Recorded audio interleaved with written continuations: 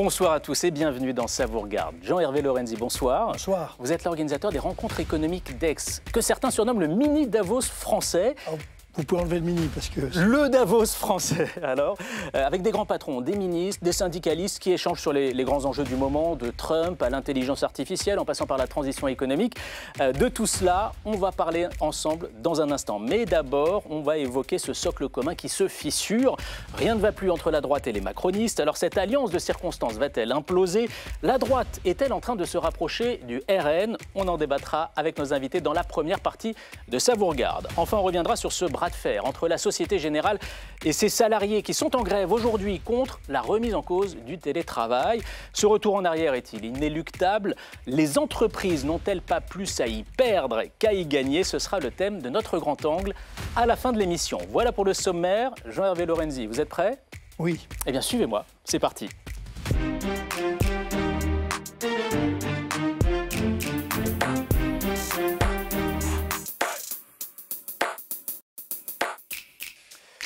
C'est un puzzle bien compliqué dont les pièces étaient mal emboîtées dès le début. Alors tout cela va-t-il voler en éclats? Avec quelles répercussions dans la tectonique des plaques politiques? On en débat ce soir avec nos 4 invités. Bonsoir à tous les 4 et bienvenue sur ce plateau. Je commence par vous, Sophie Dravinel, journaliste politique. Voilà, vous êtes journaliste politique et chroniqueuse chez nos confrères de Public Sénat.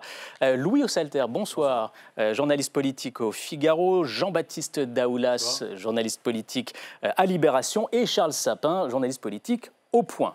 Et on commence avec le récap de Bruno Donnet.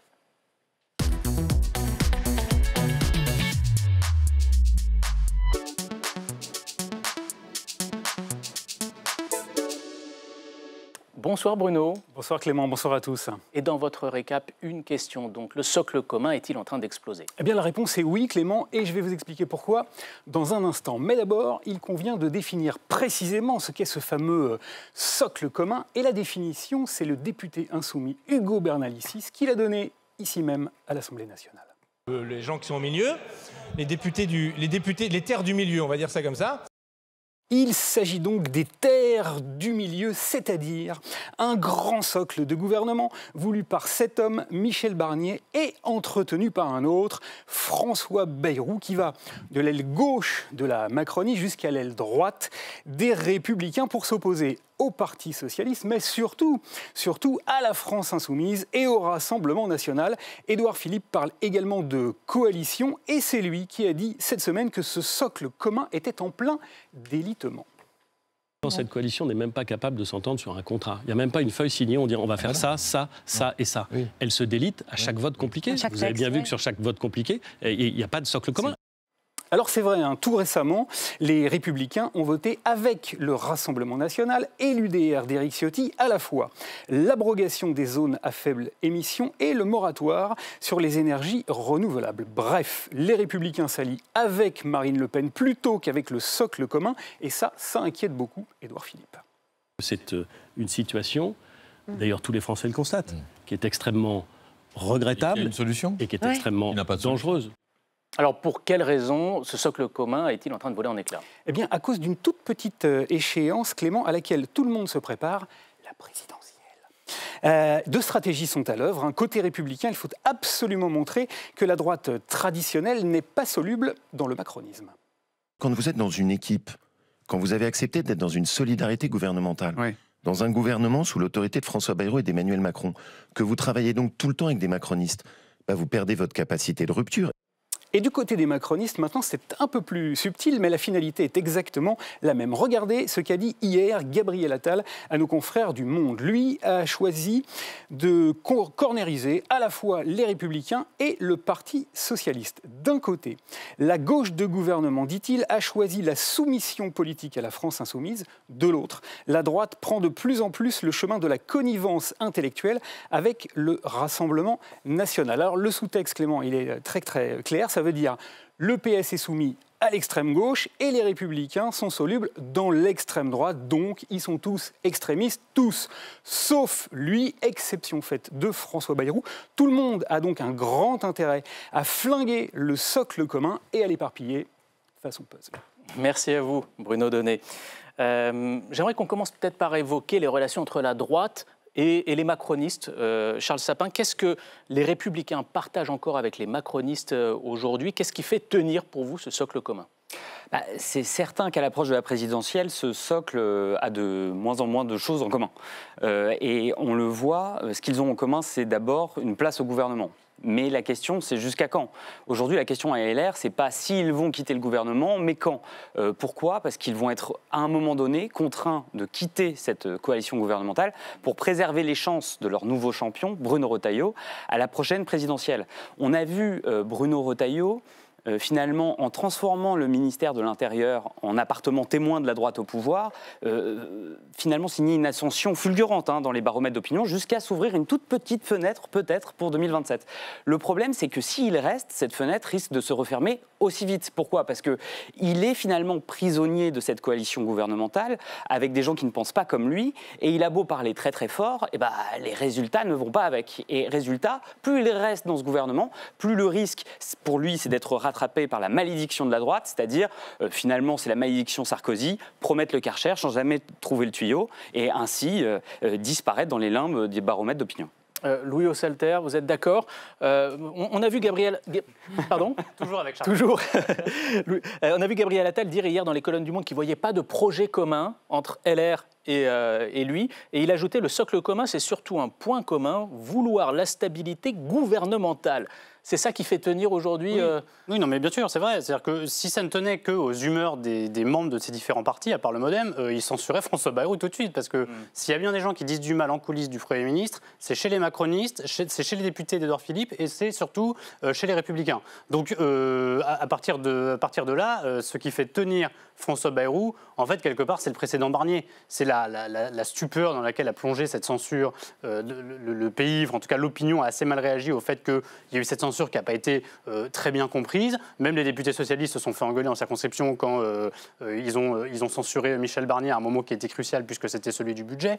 Mais en réalité, si ça ne tenait qu'à eux, il n'y a aucun député, vraiment pas beaucoup de députés du socle commun qui préserverait, qui épargnerait François Bayrou. Par ailleurs, Gabriel Attal, quand il dit ça, il tire la conclusion assez logique des votes de ces derniers jours et ces dernières semaines.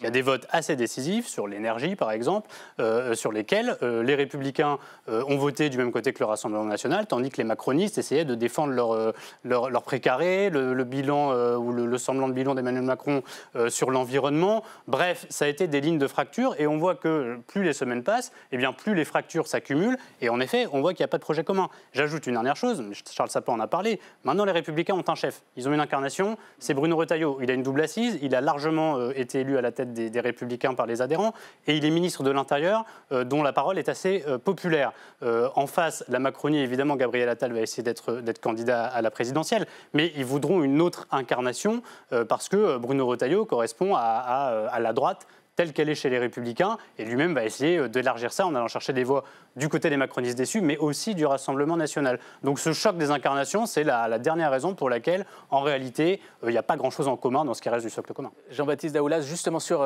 l'intérêt ou pas pour la droite de rester au gouvernement et pour Bruno Retailleau, parce que c'est quand même pour lui une formidable tribune. On a vu à quel point ça le rend plus populaire aujourd'hui. Ce qui est sûr, c'est qu'il n'aurait jamais été aussi connu et populaire s'il n'était pas ministre de l'Intérieur. Jusqu'ici, il a réussi à avoir un truc assez gagnant qui était de pouvoir critiquer l'équipe gouvernementale à laquelle il participait, parce que dans un monde normal, vous critiquez le gouvernement, en fait, vous giclez dans la minute. Lui, il peut se permettre d'avoir un pied dehors en disant finalement, élisez-moi, ce serait tellement mieux si j'avais les pleins pouvoirs, et en même temps, il se sert de sa position de ministre de l'Intérieur pour affirmer une certaine stature, occuper cet espace régalien. Donc pour lui, c'est plutôt gagnant, effectivement. En fait, il y a une double logique, c'est-à-dire qu'il y a une exigence de stabilité un peu dictée par la situation, mais aussi par les électeurs, parce qu'on se rappelle que les électeurs centristes, notamment les macronistes de Gabriel Attal, ont assez mal vécu le moment où Gabriel Attal a critiqué Michel Barnier en septembre. Donc il y a cette exigence, ils sont enfermés ensemble. Mais ce qu'ils savent aussi, c'est qu'ils sont enfermés ensemble avec un Premier ministre de plus en plus impopulaire, et que si eux-mêmes veulent se faire élire en 2027, il y a un moment où ils doivent se distancier de ce Premier ministre et de cette politique extrêmement impopulaire. Donc vous voyez, stabilité et émancipation. Forcément, il y a un moment où ça explose. Ça tient pas. Sophie de Ravinel, Votre regard à vous, déjà sur la droite, les intérêts de la droite aujourd'hui, ils sont où? Dans le gouvernement, en dehors du gouvernement? Eh bien, pour le moment, je pense qu'il reste dans le gouvernement, un petit peu comme Nicolas Sarkozy avant 2007, lorsqu'il avait cette popularité qui était aussi une popularité d'une certaine façon d'inaction. Aujourd'hui, dans un baromètre Doxa, effectivement, Bruno Retailleau est autour de 33%, c'est-à-dire juste 3% derrière Marine Le Pen et Jordan Bardella. Vous voyez, ça fait les J viennent nous tromper. Donc, ils sont à égalité tous les deux. Et avec Édouard Philippe qui a sérieusement dévissé. Et donc le fait qu'il soit au gouvernement lui permet d'avoir quand même une assise de popularité et de justifier ces bons sondages pour lui. Après, moi, mon inquiétude pour lui, c'est de savoir s'il va dépasser cette droite Trocadéro qui est un socle de 10-13% et qu'il incarne parfaitement bien. Est-ce qu'il va pouvoir le prendre du côté du RN parce que c'est vraiment son enjeu, du côté du centre? Et là, il y a une véritable problématique. Et je lisais dans un article du Monde tout à fait pertinent du jour, Hervé Marseille qui disait finalement on est comme dans un couple qui est en train de divorcer mais qui reste ensemble pour les enfants. Et c'est vraiment le sentiment que cela donne. Et ils ne sont plus que dans une tactique politique et même plus dans une stratégie. Et donc je pense qu'il y a un vrai sujet et une vraie problématique pour ce bloc central. Sinon, ils ont tous en tête l'idée qu'il y aura encore une dissolution potentiellement à la rentrée et une explosion globale à ce moment-là. Alors il y a les tensions, les fissures entre la droite et les macronistes, et puis vous avez commencé à l'évoquer, Louis Ossalter, il y a les tensions entre macronistes, on va dire, les trois composantes en tout cas, qui ont accompagné Emmanuel Macron depuis 2017, avec évidemment en perspective cette présidentielle. C'est l'idée que c'est la fin d'une aventure et qu'il faut préparer la suite, c'est ça? Oui, c'est inéluctable. Alors, évidemment, la première chose qu'il nous dit, ce sont les aventures présidentielles. Il y a un candidat déclaré qui s'appelle Édouard Philippe qui considère depuis l'après-dissolution qu'il ne va rien se passer jusqu'en 2027, rien de notable sur le plan gouvernemental, qui n'arrête pas de le dire. Donc en fait, il lui-même participe à mettre la situation sous cloche. Il considère que il ne va rien se passer, que c'est congelé et que seule l'élection présidentielle de 2027 donnera un nouvel élan avec l'élection d'un homme et puis une éventuelle majorité derrière pour gouverner. Ensuite, il y a le MoDem, qui est derrière le patriarche François Bayrou, mais qui regarde un peu les balles sifflées, puisque le Premier ministre est pris pour cible de tous côtés. Il se débat maintenant dans son histoire de conclave, il se débattra surtout au moment de l'automne budgétaire. Et puis ensuite, il y a le camp Macron lui-même. Et là, vous avez à nouveau les sous-divisions des sous-divisions. Gabriel Attal essaye de faire tenir ce bloc-là ensemble et essaye d'engager une aventure présidentielle, mais il ne faut pas sous-estimer que dans le groupe macroniste, qui a beaucoup changé depuis 2017, il y a une aile gauche, il y a une aile droite, puis il y a des gens dont on ne sait pas trop où ils sont. Donc ça fait quand même beaucoup de fragmentation, si vous voulez, c'est plus la division, c'est la pulvérisation, la diffraction, tout ça est vraiment éclaté façon puzzle et va se recomposer parce qu'on est dans une période qui veut ça. C'est une recomposition, ça arrive un peu plus tôt par rapport à la présidentielle, un peu plus tôt que d'habitude. Ce qui a provoqué ça, c'est bien évidemment la dissolution. Charles Sapin, votre regard, vous, sur ces tensions au sein de ces trois composantes de la Macronie, elle se traduit comment? Il y a des sujets précis sur lesquels ça s'est traduit? Ah oui, alors là, c'est fabuleux en termes d'illustration. Si vous voulez, vous avez eu 3 projets de loi, que ce soit la loi Grémillet, la loi Duplon ou projet de loi simplification. Donc, loi Grémillet sur les énergies, exactement. Duplon sur l'agriculture. Et la dernière? La simplification. En fait, c'est sur la simplification normative, mais on en a beaucoup entendu parler, surtout parce qu'elle est revenue sur ces zones de faible émission qui interdisaient les voitures les plus anciennes d'arriver dans les centres-villes. Si vous voulez, à chaque fois, c'est un peu la même chose. C'est que vous avez les troupes de François Bayrou qui désertent l'hémicycle, qui se prennent revers sur revers dans l'hémicycle, jusqu'à devoir voter contre leur propre texte qui, via des amendements adoptés par des majorités très variables, en fait, n'avaient plus de cohérence, en fait, et venaient, en fait, porter des projets contraires à ce qui était initial. Et donc, si vous voulez, vous se retrouvez dans une situation où plus personne ne comprend rien. Et j'irai même plus loin, c'est-à-dire que quand Sophie Dravinel dit, et a totalement raison, il n'y a plus de stratégie, il y a une tactique. Mais ce qui est marrant, c'est que c'est même plus une tactique de groupe, c'est une tactique personnelle. Pourquoi? Parce que plus il y a de l'instabilité, vous avez les députés, notamment macronistes, qui sont dans des logiques presque d'auto-entrepreneurs. Ils se disent, moi, si j'ai été réélu malgré la dissolution, c'est grâce à mon talent et à mon implantation locale.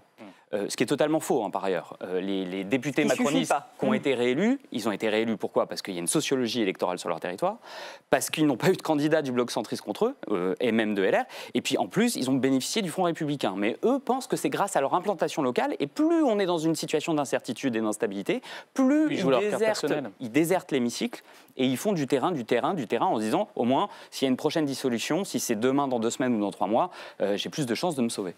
Jean-Baptiste Daoulas, on l'a évoqué, mais il y a un vrai sujet de crispation autour de la personne même de François Bayrou. Ça se retrouve un peu partout, ça. Ça se retrouve partout, comme Louis le disait tout à l'heure. C'est vrai qu'on entend des choses extrêmement dures contre François Bayrou, à Renaissance, parfois même au Modem aussi, parce qu'il a une façon extrêmement brouillonne. On ne sait jamais s'il est extrêmement rusé ou extrêmement perdu, extrêmement brouillon. Ce qui fait que même les gens qui ont envie de l'aider disent qu'il ne les aide pas à l'aider, finalement. Donc ça, il y a cette chose-là. Ensuite, il y a quand même quelque chose qui dépasse la personne de François Bayrou, même s'il s'est mis tout seul dans ce guêpier en forçant la main d'Emmanuel Macron, finalement en expliquant qu'il serait un peu le seul capable de faire passer à la France le cap de cette crise et qu'il serait finalement le seul à pouvoir être nommé à Matignon. Donc il s'est mis tout seul dans ce guêpier. Mais d'un autre côté, sa tâche, elle est impossible. Ce que décrivait tout à l'heure Charles, ces votes impossibles dans l'hémicycle qui aboutit à une désertion du socle commun, c'est aussi parce que mathématiquement, vous êtes obligé d'avoir soit le RN, soit la gauche avec vous pour faire passer n'importe quel texte. Donc quand vous avez soit une fracturation du socle commun, soit une sorte d'alliance de circonstances entre la gauche et le RN pour vous faire trébucher, vous savez que vous ne pouvez faire passer aucun texte cohérent dans l'hémicycle. Donc de ce point de vue-là, la tâche de François Bayrou, quand bien même il l'a fait de manière assez déroutante pour rester poli, en fait, elle est impossible. Sophie de Ravinel, un mot de la stratégie peut-être d'Édouard Philippe, parce que c'est lui qui affirme le plus aujourd'hui son indépendance dans les 3 composantes qui accompagnent Emmanuel Macron depuis 2017. La rupture totale, il peut l'affirmer quand? Parce que là, on a l'impression qu'il va vers ça. Alors, il va vers ça, et en même temps, ce qui est très curieux, c'est qu'il est dans cette suite d'Alain Juppé, je trouve, moi, son personnage, en tout cas, et comme lui, à la recherche d'Oedipe, c'est-à-dire d'une espèce de course infinie vers lui-même, il veut se distinguer, et je ne sais pas exactement si sa stratégie est encore très posée. Je sais qu'il incarne à la fois une succession d'Emmanuel Macron et une différence, parce qu'il est maire du Havre, ça joue énormément, c'est un élu local, c'est quelqu'un qui a une vraie assise électorale, mais il est poursuivi par les mêmes difficultés et je pense que malgré tout, les Français savent qu'il n'y aura pas de résolution du problème parlementaire avec une élection d'Édouard Philippe, pas plus qu'il n'y en aurait avec un Gérald Darmanin, avec un Gabriel Attal. Finalement, ça ne fera que repousser un problème qui, pour moi, va jusqu'à une transformation un peu du fonctionnement du Parlement. Je ne parle pas forcément de 6e République, mais on a le sentiment qu'il faut arriver à une crise pour dénouer cela et que, en tout cas pour le moment, Édouard Philippe n'incarne pas cette possibilité de dépasser cette crise et de faire en sorte qu'il puisse y avoir... je ne vois pas comment ils vont s'en sortir avec toutes ces personnalités très bien décrites par les uns et les autres. Non, il y a quand même quelque chose de d'intéressant dans la préfiguration du programme d'Édouard Philippe, c'est cette idée de faire trancher par référendum certaines réformes comme la réforme des retraites. Donc finalement, c'est aussi l'idée que dans le prochain mandat, après 2027, il n'y aura pas nécessairement une majorité absolue claire pour le président de la République. Non, il n'y en aura pas plus. Et que finalement, ou une forme de légitimité de son programme, et qu'il faudra trouver d'autres moyens de le trancher. Donc c'est aussi intéressant, et c'est aussi une forme de réflexion. Je pense qu'il devrait, je vais jeter une idée dans l'arène, mais je pense qu'il faudrait peut-être en France se poser la question de savoir s'il ne faudrait pas une élection à un tour pour la présidentielle, pour forcer tout le monde, ça se fait beaucoup ailleurs qu'en France, pour forcer tout le monde à se mettre d'accord sur des blocs... plus homogène. Alors, pendant que le socle commun se fissure, il y a le RN et l'UDR d'Éric Ciotti qui multiplient les appels du pied à la droite. Alors, les conditions d'un rapprochement avec la droite sont-elles en train d'être remplies, d'être réunies, de se mettre en place? On fait le point avec Marco Pommier.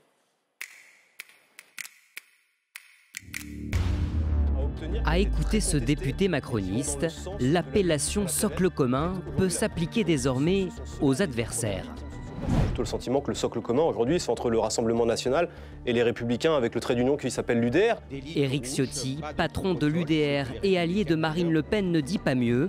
Pour l'ancien chef des Républicains, l'avenir des LR s'écrit avec le Rassemblement national.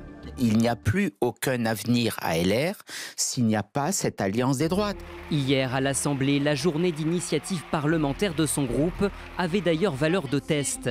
Interdire le mariage aux étrangers en situation irrégulière, demander une contribution financière aux détenus. Des propositions de loi pour obtenir l'adhésion des Républicains, mais la droite a séché la séance. Qu'importe, le RN tente d'aligner son logiciel économique sur celui d'une droite plus classique pour apparaître plus crédible sur le plan économique. Terminer la ligne sociale défendue par Marine Le Pen. Depuis la dissolution et les dernières législatives, Jordan Bardella veut imposer un virage libéral à son parti. J'ai toujours été convaincu par la croissance. Il y a 2 jours encore, Jordan Bardella s'affichait sur X aux côtés des organisations patronales face au président de la CPME. Le soir même, il déclarait « Moi, je veux dire qu'on n'affrontera pas le mur de la dette si on ne recrée pas de l'activité économique. Si on ne déverrouille pas aujourd'hui toutes les contraintes qui pèsent sur la croissance, sur la production et sur nos entreprises. » Et les revirements stratégiques ne s'arrêtent pas là. Sur les retraites, le parti ne fait plus du retour aux 62 ans une ligne rouge pour censurer ou non François Bayrou. Le RN qui envisage aussi de se convertir à une règle d'or budgétaire, respecter les 3% de déficit public, une limite fixée par l'Union européenne que le parti a longtemps dénoncé. Louis Osselter, on va peut-être commencer par ce rôle que joue Éric Ciotti et son parti, l'UDR, depuis un an, essayer d'être un peu le trait d'union entre le Rassemblement national et les Républicains. Il y a un an, les Républicains, ils en riaient, ils s'en moquaient. Est-ce que leur regard a changé aujourd'hui ? Éric Ciotti, c'est toujours le traître, à leurs yeux. C'est-à-dire qu'au moment où, au lendemain de la dissolution, par surprise, il quitte LR alors qu'il en est le président pour se rallier à Marine Le Pen en vue des législatives anticipées qui se dessinent. Il part avec quelques élus, mais tous les cadres font bloc pour expliquer qu'ils ne suivront pas. Et de fait, pas grand monde ne le suit. Hier, c'est intéressant ce qui se passe dans l'hémicycle. C'était la journée de l'UDR. Il défendait plusieurs textes qui étaient faits pour plaire, notamment à la droite. Oui, mais quand vous prenez En fait, les Républicains ne sont pas venus. Ils ne sont pas venus voir cet ancien président de leur parti, avec qui ils sont plutôt d'accord sur le fond, parce qu'Éric Ciotti n'a pas foncièrement changé d'idée en changeant de parti.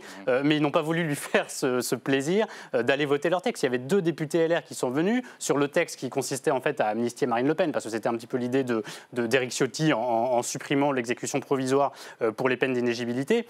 Il y a 2 députés LR qui sont venus. Ils n'ont pas apporté. C'était un échec pour Ciotti parce qu'ils n'ont pas apporté pour l'instant, ce travail d'Éric Ciotti ne fonctionne pas. Si idéologiquement, il peut y avoir en effet un trait d'union, les rancunes humaines restent. Éric Ciotti est celui qui les a trahis à un moment où c'était loin d'être évident parce que tout le monde était mis dans la panade par la dissolution. Et ça reste forcément. Charles Sapin, il y a Éric Ciotti et puis il y a Jordan Bardella. On vient de le voir dans ce sujet de Marco Pommier. Il imprime sa patte sur le RN avec une ligne beaucoup plus libérale que celle de Marine Le Pen sur l'économie. Et puis il assume pleinement son objectif d'unir les droites, c'est son expression, c'est l'expression utilisée notamment par lui. Est-ce qu'il a pris la main sur Marine Le Pen au RN, selon vous ?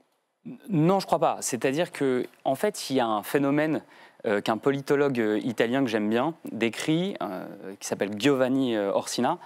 En fait, il décrit un phénomène où les forces nationalistes, plus elles s'approchent du pouvoir, et a fortiori quand elles y parviennent, en fait, c'est la romanisation des barbares. C'est-à-dire, ils arrondissent les angles et ils se normalisent en quelque sorte. Et il y a une tendance qui intéresse beaucoup Jordan Bardella, mais pas que, et c'est vrai qu'il commence à pénétrer très largement au Rassemblement national, c'est le modèle de Giorgia Meloni, qui est la présidente du Conseil italien. Il faut savoir que Giorgia Meloni est la forme la plus évoluée aujourd'hui en Europe de nationalisme. Pourquoi ? Parce que c'est un nationalisme qui est débarrassé de sa composante populiste. Elle s'est émancipée du logiciel traditionnel peuple contre élite pour y substituer une forme de pragmatisme économique qui lui a permis d'avoir pas mal de résultats.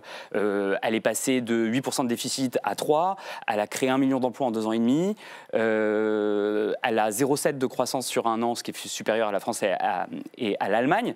Elle a fait baisser de 64% en 2024 les flux migratoires. Donc tout ça, ça intéresse beaucoup les droites et ça intéresse beaucoup Jordan Bardella compris.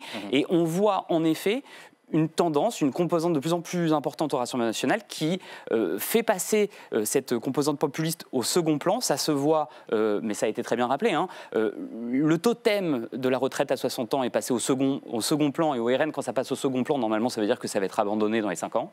C'est ce qui s'est passé pour la sortie de l'euro, la sortie de l'Union européenne, la sortie de la CEDH, l'abandon de l'interdiction de la double nationalité. Enfin, je pourrais continuer pendant 10 minutes. Mais, et ça se voit aussi dans cet attachement nouveau et qui revient beaucoup, mais également dans les éléments de langage de Marine Le Pen. Elle a encore tweeté récemment, il y a 24 heures dessus, sur l'attachement à une orthodoxie budgétaire et à baisser la dette. Alors, votre regard à vous, justement, là-dessus, Jean-Hervé Lorenzi, cette normalisation, on va dire, économique du Rassemblement national. Je suis très d'accord avec ce que vous venez de dire. Je veux dire, c'est évident que c'est même pas que l'extrême droite, c'est tous les partis. J'avais été vu de très près d'autres partis.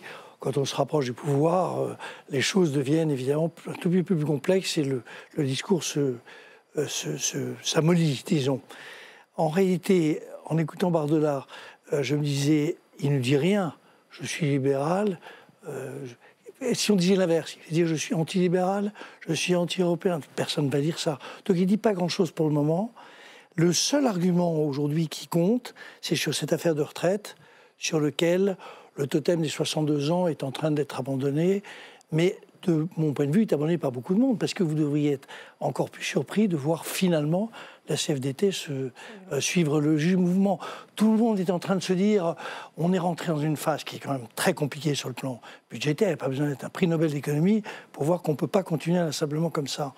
Donc tout le monde va mettre de l'eau dans son vin. Alors eux, ils le font comme ils le font à leur méthode à eux, qui paraît toujours un peu curieuse, mais j'allais dire, le mouvement, par exemple, sur les retraites est évident. On va aller vers une réforme des retraites qui, j'en suis convaincu, qui finalement va passer un peu à la méthode de ce que le conclave aurait dû donner et ce qu'il aurait dû donner il y a 3 jours. Et ce qu'il pourrait donner, si je peux me permettre, parce que c'est pas complètement fini l'affaire du conclave.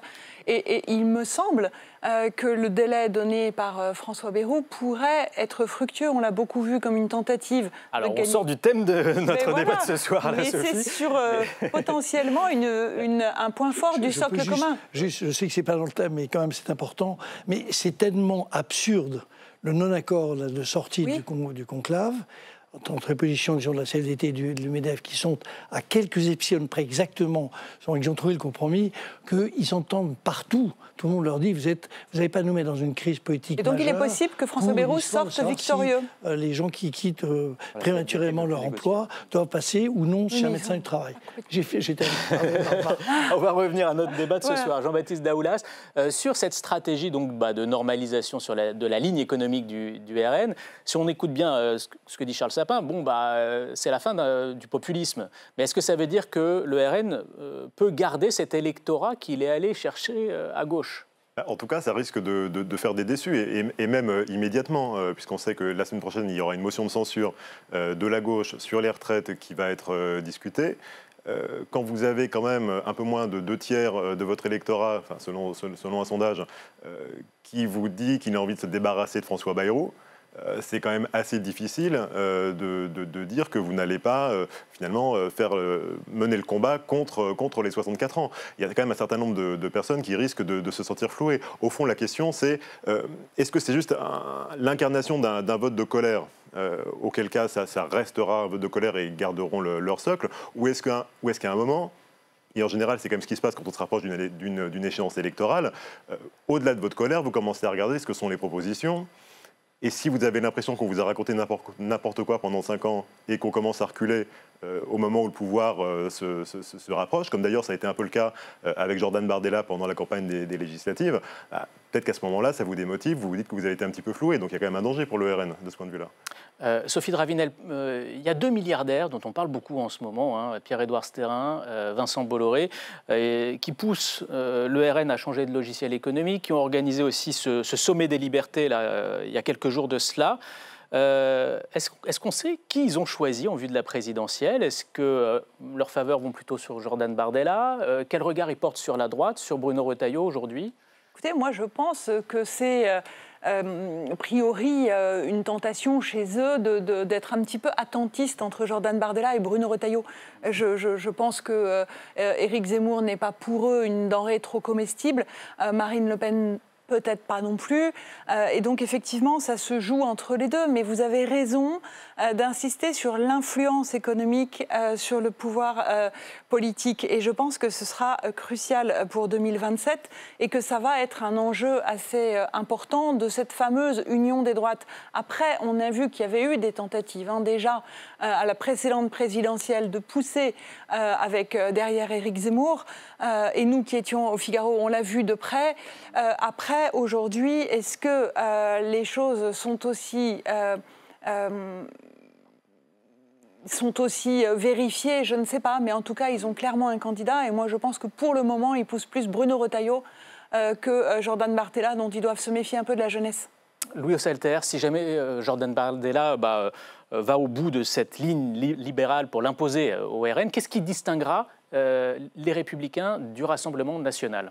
C'est le passé, le passif, mais c'est aussi la masse électorale. Parce qu'en fait, la grande force du Rassemblement national, c'est que vous pouvez regarder tout l'historique récent des changements de ligne, l'électorat suit toujours. En fait, l'électorat de Marine Le Pen est assez insensible aux ajustements que ce soit fait sur la sortie de l'euro, sur l'abandon de la sortie de l'Union européenne, sur les ajustements qui ont été vus l'été dernier, quand Jordan Bardella a fait campagne aux législatives de manière express, sur la réforme des retraites. Cet électorat est insensible parce qu'au fond, c'est un électorat qui est assez figé, qui est assez bloqué. Souvent, ce sont des gens de milieux populaires, souvent de la ruralité. Soit ils votent Le Pen, soit ils ne vont pas voter, en réalité. Il n'y a pas, chez beaucoup d'électeurs du RN, il n'y a pas un comparatif entre des programmes, parce que, en effet, c'est profondément un vote anti-système. Donc, le fait que le bulletin Le Pen-Bardella soit considéré comme le bulletin qui va emmerder le système, si vous me permettez l'expression, ça, c'est une grande force, parce que ça permet de conserver un bloc électoral qui est conséquent. Et pour l'instant, la rivalité qui se dessine entre Le Pen et Bardella n'entame pas la confiance de ses électeurs, tout en effectuant des ajustements sur le programme, en gommant telle ou telle aspérité. Je ne vous dis pas que ça va tenir jusqu'au bout. Je ne vous dis pas que quand des électeurs du RN historique vont s'apercevoir qu'en fait Jordan Bardella, c'est le programme économique de Bruno Retailleau, il n'y aura pas un problème. Et que d'ailleurs, c'est aussi le changement d'incarnation éventuel qui peut aussi poser un problème. Mais pour l'instant, ça n'impacte pas la force, la masse électorale du Rassemblement national qui, on le sait, est considérable. Peut-être Charles Sapin d'un mot, et puis après j'aimerais qu'on conclue. Oui, non, mais je suis totalement d'accord avec ce qui vient d'être dit. C'est vrai qu'en fait, pour éviter que le Rassemblement national arrive au pouvoir, on a vu un front républicain très large qui allait donc du nouveau Front populaire jusqu'à LR dans certaines circonscriptions, pour empêcher qu'il y ait une majorité à l'Assemblée. Mais le fait est que pour une partie notable de l'électorat et de l'électorat RN a fortiori, ça a été finalement un immense tract pour le Rassemblement national. Pourquoi ? Parce que ça a permis de légitimer l'argument de base du RN, qui est un argument anti-système, et de se poser comme la seule force d'alternative au dit système. Et d'ailleurs, quand j'ai fait des reportages dans l'ouest de la France, mais dans l'ouest de la France, quand vous demandez aux gens, RN, pourquoi RN, le premier argument qui vient, c'est parce que c'est les seuls qu'on n'a pas essayé. Très vite, en quelques mots chacun, on va vers quoi si le socle commun explose? Une nouvelle alliance, une dissolution, voire une présidentielle anticipée, Sophie de Ravinel? Moi, je dis une dissolution possible à la rentrée et la question d'une nouvelle élection présidentielle posée, au moins par les acteurs. Oui, moi je crois que ça ne dépend pas du socle commun. C'est à quel moment la gauche et le RN décident de faire tomber Bayrou. Et je pense que la question n'est plus si, la question est plutôt quand maintenant. Voilà. Jean-Baptiste? J'ai le malheur de parler après Louis, qui je suis entièrement d'accord. Mais Charles, on ne vous a pas entendu. Alors, je serais d'accord, mais en fait, on est dans un moment très singulier, c'est-à-dire que dans un second mandat d'un président qui ne peut pas se représenter, et donc il y a peut-être une petite voie de passage pour François Bayrou, s'il fait une copie d'orthodoxie budgétaire énorme, en fait, vous misez sur... qui nettoie les écuries d'Augias, et même si tous les présidentiables de gauche et de droite vont l'insulter, en fait, il permettra en fait, de faire le travail du prochain présidentiable, et donc lui faire échapper à une cure d'orthodoxie budgétaire quand il sera au pouvoir. Donc, ça peut rester comme ça jusqu'en 2027. On va surveiller tout ça, évidemment, de près. Merci à tous les quatre d'être venus sur le plateau de Ça vous regarde. Jean-Hervé Lorenzi, vous restez avec nous. Je reste, monsieur, vous m'avez posé la question, je réponds aussi. Ah, allez-y.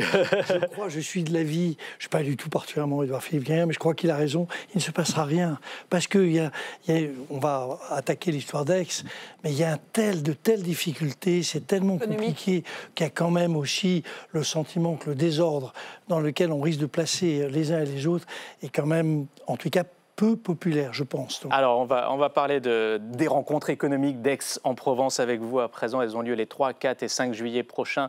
C'est donc le Davos français, la neige en moins, les cigales en plus. C'est quand même une différence. Vous en êtes l'organisateur. Vous avez concocté un programme passionnant avec des têtes d'affiche, des sujets incontournables. On va voir cela en détail avec Clément Perrault.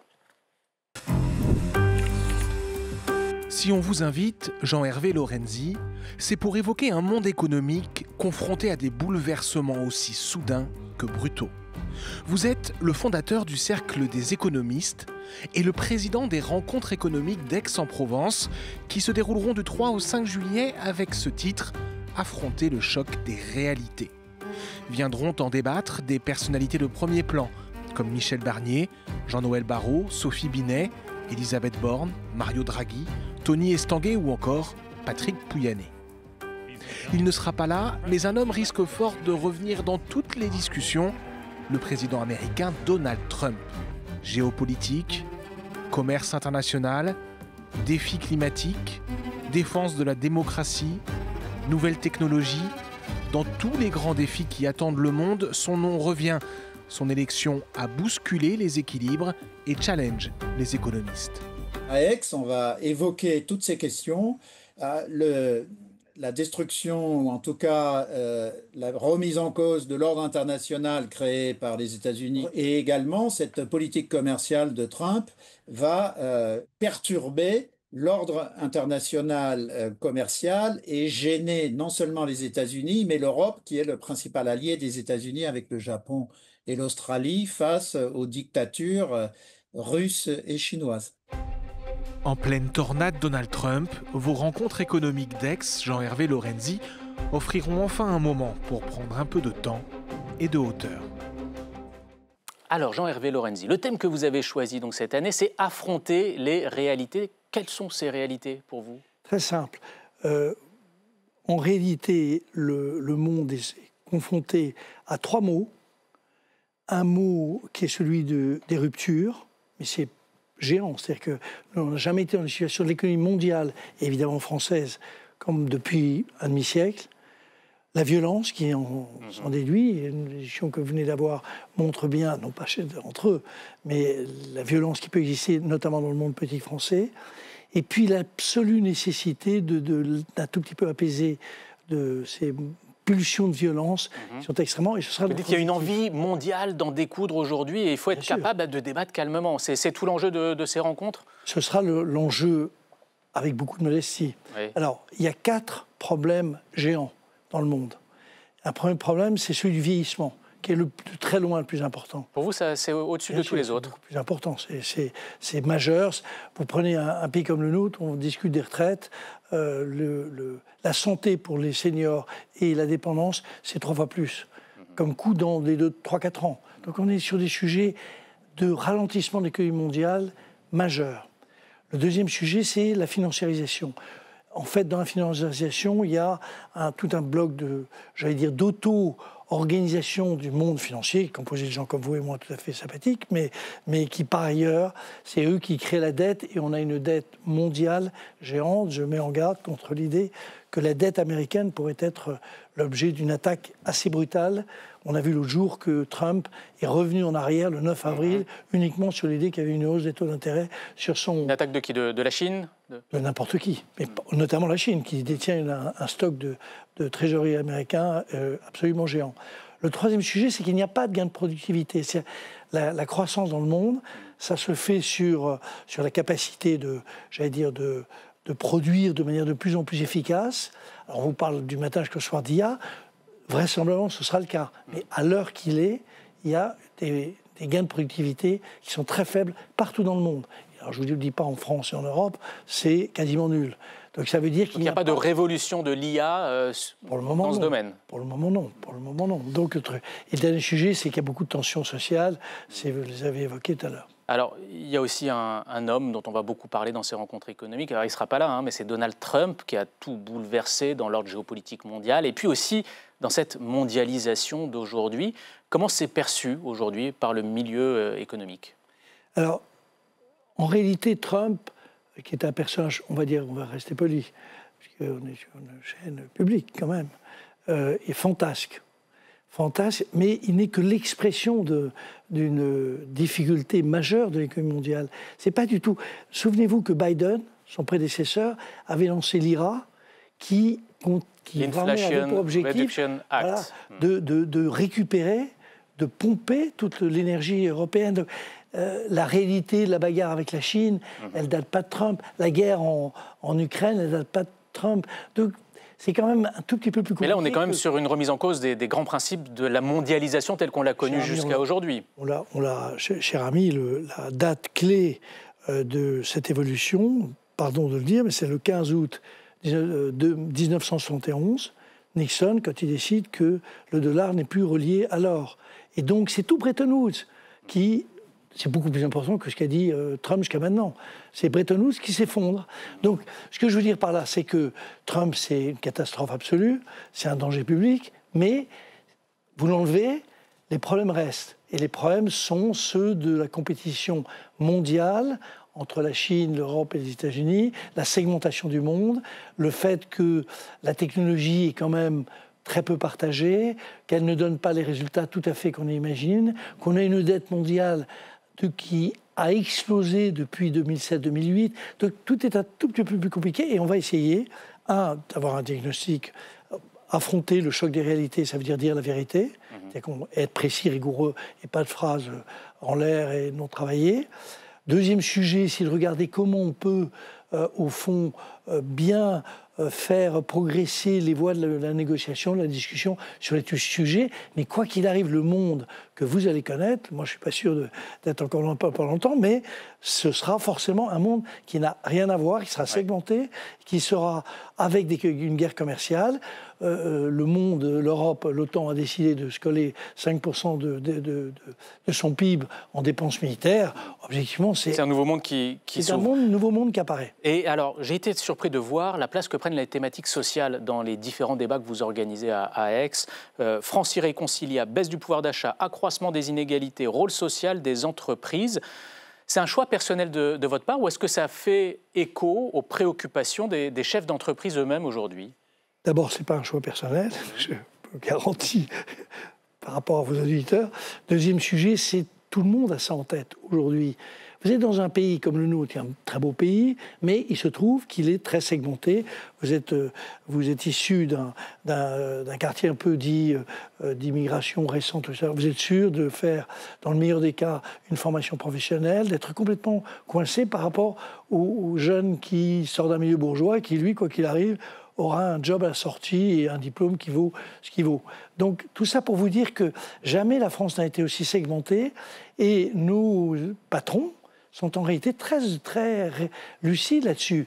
Alors les économistes, évidemment, le succès du bouquin de Piketty, on peut aimer ou pas aimer, mais sortir 2,5 millions d'exemplaires dans un monde où quand on a vendu 3000 exemplaires, on se dit que c'est un succès de librairie, c'est inimaginable et ça veut bien dire quelque chose. Mais vous dites les grands patrons sont aussi sensibles à ça. Bien sûr. Mais les syndicats, eux, ça fait longtemps qu'ils s'adressent aux entreprises en disant vous avez quand même un pouvoir, vous, de redistribution de la valeur ajoutée, des choix qui peuvent être faits entre ce qui est reversé aux actionnaires avec les dividendes et ce qui est reversé aussi aux salariés. Vous prenez le sujet le plus évident. Mais le vrai sujet de la société française, c'est pas celui-là. Le vrai sujet, c'est qu'un jeune, on a 1 300 000 jeunes qui sont exclus et de l'emploi et de la formation. 1 300 000, record mondial. On a en réalité 17% de la population active qui est au SMIC. Vous avez, c'est pas tellement ça qui est dramatique, par rapport à ma génération, ça remonte un peu. Le modèle français, c'était un modèle, disons, d'ascenseur social et de possibilité de faire évoluer sa carrière. Tout ça n'existe plus aujourd'hui. C'est le fond du problème. Vous compreniez bien à quel point c'est important de la part des patrons. Ne vous y trompez, c'est pas ma position. Ça l'est aussi, mais ça compte pas, ma position. Quand vous prenez la formation professionnelle, celle qui théoriquement permet aux gens d'évoluer dans leur carrière, on doit être peut-être le tiers, la moitié, dans le meilleur des cas, de ce que fait un pays comme le Danemark. Au Danemark, 1 personne sur 2 est en formation permanente, sans arrêt. En France, Vous avez les vieux qui commencent à faire de l'anglais à 55 ans. Non, c'est beaucoup plus généralisé. Et notre patronat, si on prend les grands patrons, ils sont très sensibles à ça. Il y a ce défi budgétaire qui attend le gouvernement à la rentrée, ces 40 milliards d'euros déjà qu'il va falloir dégager. Ce sera évidemment évoqué, j'imagine, à Aix-en-Provence. Il y a le ministre de l'économie qui sera présent. Mais alors, il va débattre des souverainetés dans un monde fragmenté. C'est parce que le désendettement est un élément de souveraineté ou ce ne sera pas forcément abordé dans le cadre de cette... D'abord, premier aspect, l'endettement, qui n'est pas du tout souhaitable dans un pays comme le nôtre, il faut le corriger, mais l'endettement, il est mondial. Le monde est sur une bombe atomique qui est son endettement privé et public absolument majeur. J'ai évoqué tout à l'heure... Là, on voit les chiffres de la dette publique qui ont été publiés hier par l'INSEE. Elle a progressé de 40 milliards en 6 mois à peine. Oui. Donc, deuxième sujet, tout le monde, c'est pour ça que je crois que la réforme des retraites va déboucher, je crois que tout va être... En réalité, qu'il ne va pas se passer des milliards de choses, même si nos politiques... Vous avez employé le mot de mini-Davos. Moi, j'ai envie de dire mini-politique. Mais nos mini-politiques sont, en réalité, aujourd'hui, lucides sur ce sujet-là. Je ne crois pas qu'ils vont se battre. Et vous dites aussi que le monde ne sera pas capable de rembourser la dette. C'est votre conviction? Je crois qu'on ne va pas rembourser la dette. Mais il va se passer quoi? Le sujet. Mais vous allez rester avec 345 milliards d'affaires. Ça vous allez stabiliser à 120% du PIB la dette française. Il ne faut plus augmenter d'un epsilon. Il faut revenir très rapidement à un équilibre où ce que j'appelle l'équilibre, c'est 2-3% de déficit, donc en dessous de l'affaire. C'est une exigence. Mais ce n'est pas une exigence ni de droite, ni de gauche, ni d'extrême, ni ceci. C'est évident, parce qu'après, à un moment, on ne pourra plus payer les coûts de la dette. Mais après ça, on ne va pas revenir en arrière comme ça. Il faudra 20 ans, 30 ans pour revenir. Il nous reste 2 minutes. D'abord, comment les milieux économiques perçoivent ce moment politique très particulier en France, où il n'y a pas de majorité pour mener les réformes. Et puis, il y a la crainte que si on change de gouvernement, on bascule peut-être vers une nouvelle dissolution et vers une nouvelle inconnue. Moi, je crois que vous allez être un peu surpris, mais je pense que les milieux de notre pays politique sont d'abord plus sensibles aux difficultés de l'économie mondiale. Vous savez, on est quand même dans une période qui est très, très, très compliquée. Et ils disent tous qu'ils ont besoin de stabilité au niveau politique, stabilité, de visibilité dans les décisions. Voilà, pour ça que je pense on va trouver les 40 milliards, c'est pas si conquis ça. On claque 1,6 milliard, mais 1600 milliards, en gros, trouver 40 milliards, c'est pas non plus la fin du monde. Hein. Tout ça, c'est mis en scène. Et deuxième aspect, on va rester vraisemblablement relativement stable. On va trouver une réforme des retraites, tout ça va se faire, je ne sais pas si ce sera avec Bayrou ou quelqu'un d'autre, mais ça va se faire l'un dans l'autre parce que personne n'est suicidaire dans notre pays, ou très peu de gens. On n'est pas un pays suicidaire, on est un pays en réalité très lucide quand on est vraiment au bord du gouffre. Et on est au bord du gouffre.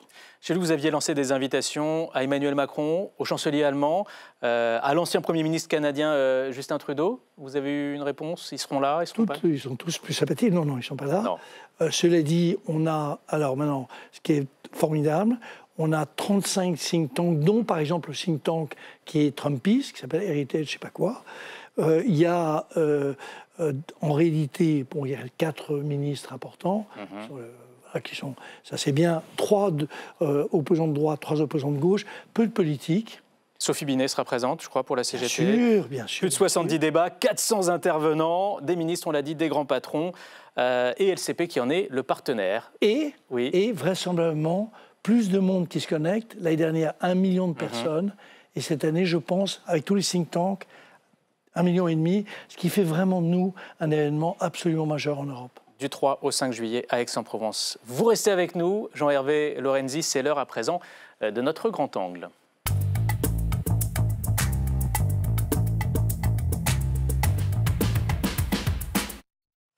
Et le sujet de notre grand angle va sans doute vous intéresser, Jean-Hervé Lorenzi, puisqu'on va parler du télétravail et de ces entreprises qui ont enclenché la marche arrière, si l'on peut dire, sur ce que beaucoup de salariés considéraient comme un acquis. Et pour en parler, on accueille ce soir Fanny Guinochet, bonsoir, journaliste économique à France Info et à La Tribune, et Romain Ben-David, bonsoir. Bonsoir. Vous êtes expert associé à la Fondation Jean Jaurès, vous travaillez sur le monde du travail, vous êtes auteur de Rapport au travail vers une contre-révolution. Donc si on parle télétravail aujourd'hui, c'est parce que 3 syndicats ont appelé à la grève à la Société Générale aujourd'hui pour protester contre les nouvelles restrictions imposées sur ce sujet. On en parle avec Maïté Frémont et Juliette Prunier. Derrière les fenêtres de la Société Générale, la crise couve. Les raisons de cette colère, ce mail reçu la semaine dernière par les 119 000 collaborateurs du groupe, le directeur général annonce. Le passage à 0 ou 1 jour de télétravail maximum contre 2 en moyenne actuellement. Sur la Société Générale France, vous avez plus des 3/4 qui bénéficient du télétravail. Et sur ces 3/4, sur ces 35 000 salariés, vous avez plus de 2/3 qui étaient à 2 ou 3 jours, voire plus de télétravail. Donc c'est quand même beaucoup de salariés. Argument avancé, harmoniser les pratiques et améliorer la performance des salariés. Si tout le monde revient sur site demain, déjà c'est techniquement impossible, il n'y aura pas de bureau pour tout le monde. Mais en termes de conditions de travail dans un open space avec autant de personnes, les circulations, le bruit ambiant, ça va être des conditions qui, là, vont impacter la productivité, c'est sûr. Alors faut-il revenir sur le télétravail ? Depuis le Covid, la méthode est entrée dans le quotidien de nombreux Français, passant de 9 à 23% de 2019 à 2023. L'occasion pour certains de déménager pour gagner en qualité de vie, notamment en s'éloignant des métropoles. J'habite dans Lyon, ce qui m'évite un trajet pour aller jusqu'à Fontenay-sous-Bois de 1h45, donc 1h45 aller, 1h45 retour. On peut vraiment concilier vie personnelle et vie pro quand on a des petits incidents du quotidien. Une grève à l'école, on n'est plus obligé de poser un RTT. On peut se rendre disponible pour l'entreprise et également disponible pour notre quotidien. Et ça c'est vraiment l'aspect que je veux mettre en avant, c'est l'aspect gagnant-gagnant. Selon un sondage paru en octobre dernier, 46% des Français actifs seraient prêts à quitter leur poste s'ils n'avaient plus la possibilité de télétravailler. Fanny Guinochet, est-ce que la Société Générale prend un risque en faisant cela? Est-ce que certains salariés peuvent décider de quitter l'entreprise? Oui, elle prend un risque. Alors certainement qu'elle mesure ce risque parce que certains syndicats estiment que c'est un plan social déguisé.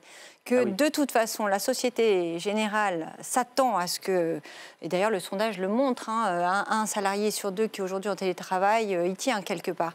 Eh bien, elle s'attend à ce que les salariés qui sont en télétravail, essentiellement des cadres à la Société Générale, eh bien disent je vais chercher ailleurs, je vais chercher une autre société, une autre banque qui va me proposer des conditions de télétravail telles que je les souhaite.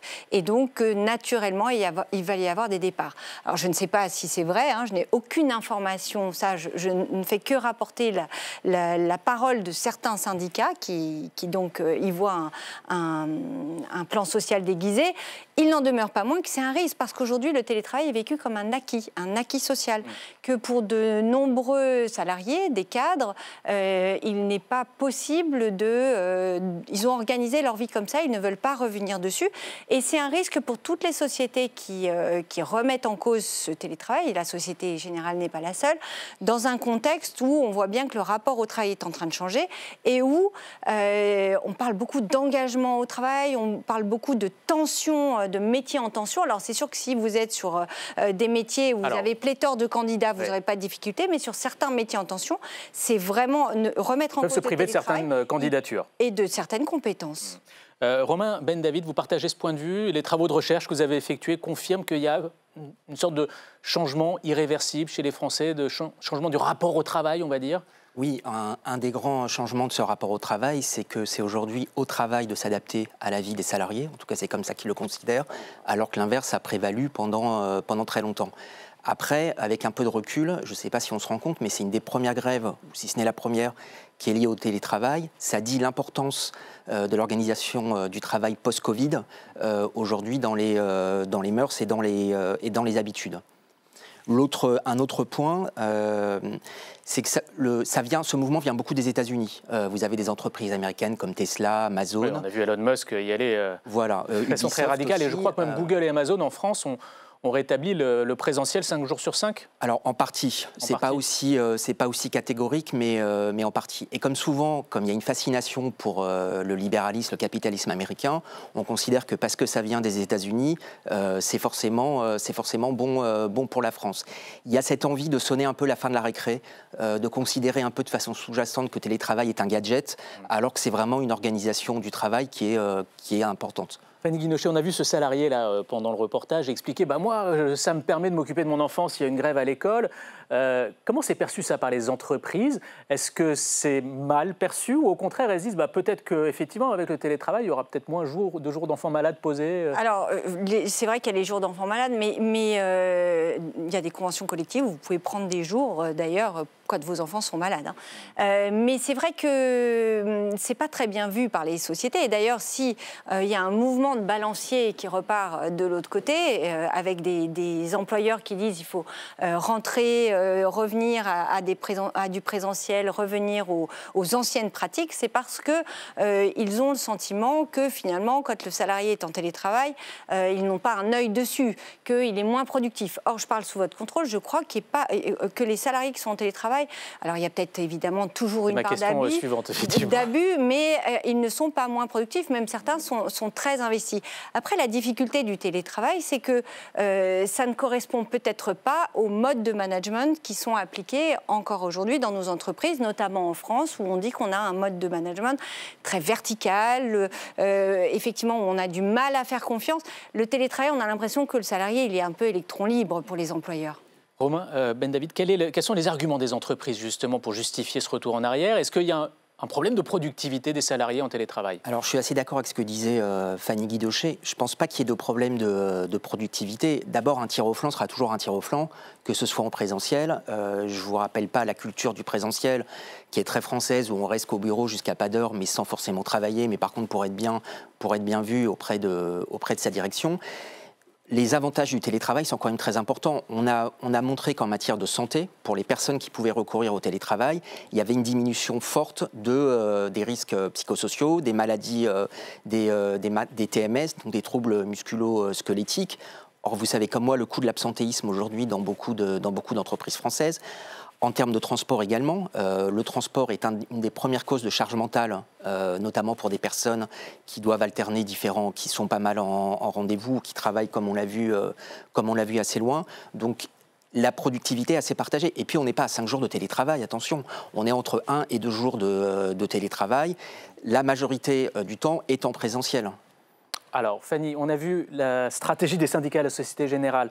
Ils lancent une opération tous sur site le 3 juillet pour démontrer que la Société Générale ne peut plus accueillir tous ses salariés sur place en présentiel. C'est une réalité. Beaucoup d'entreprises ont fait ce choix pour faire des économies peut-être? De faire du flex office, c'est-à-dire vous arrivez le matin mais vous n'avez pas de bureau attitré. C'est-à-dire qu'on ne peut pas revenir en arrière en fait. Et donc la difficulté pour elles aujourd'hui, c'est que souvent elles ont pris un certain nombre de postes de travail qui ne correspondent pas totalement au nombre de salariés. Donc effectivement, l'idée des syndicats, c'est de montrer que la décision prise par la direction n'est pas tenable dans les locaux actuels. Ce qui est intéressant de voir, alors là on parle beaucoup des cadres, parce que le télétravail, ce sont les cadres. En revanche, là où le télétravail peut poser des difficultés, mais plus sociales, et ce n'est pas le cas à la Société Générale, c'est qu'effectivement, en fait, c'est très partagé entre les cadres qui peuvent en bénéficier. Il y a beaucoup d'entreprises qui sont passées à 2-3 jours de télétravail par semaine. Et puis, les employés et les ouvriers, où là, on est à moins de 10% de personnes c'est une forme d'injustice, quelque part. Qui sont en télétravail. C'est une forme d'injustice et c'est aussi parfois ce qu'a pu mettre en avant le patronat en disant c'est compliqué de gérer différentes catégories. Très vite, Romain Ben David, parce que j'aimerais voir aussi votre point de vue. Il y a beaucoup de clivages liés au télétravail. Ça, c'est le côté obscur du télétravail, comme vous l'avez rappelé. On avait évoqué un moment pour les fameuses premières et deuxièmes lignes, notamment les ouvriers, les employés qui n'avaient pas pu avoir accès au télétravail, donc il y avait une certaine frustration, la semaine de 4 jours, qui n'a été finalement expérimentée que dans quelques entreprises. Ouais. Il y a aussi un clivage entre jeunes et plus âgés. Le télétravail, c'est beaucoup les jeunes, c'est moins la bataille des seniors. Jean-Hervé Lorenzi, en 20 secondes, s'il vous plaît. En 20 secondes, je crois qu'on a imaginé une espèce de truc fantastique avec le télétravail, enfin, la libération de l'individu. De l'autre côté, on dit les gens foutent rien et j'en profite. Donc on est quand même dans un regard qui est très particulier. Je pense que c'est très bien qu'il y ait une journée de télétravail, donc une et demie. Ça ne m'étonne pas que la réaction vienne d'une banque, parce qu'il y a beaucoup de, comme vous le savez, dans le réseau de détail, il y a quand même beaucoup de frustration dans le système bancaire. Les agences sont en train de diminuer, le job des gens est en train de diminuer. Donc en réalité, on a un problème de travail en France qui est malheureusement beaucoup plus important, et notamment ce que vous avez dit sur le au-delà de cette question du télétravail. Merci beaucoup à tous les deux, et merci à vous, Jean-Hervé Lorenzi. Je rappelle votre dernier livre, Un monde de violence et après, 14 propositions pour éviter une crise mondiale, et puis ces rencontres d'Aix, à partir du 3 juillet prochain. C'est la fin de cette émission. Ça a été un plaisir d'être à vos côtés pendant toute cette semaine, et puis on se retrouve la semaine prochaine. Bon week-end sur LCP.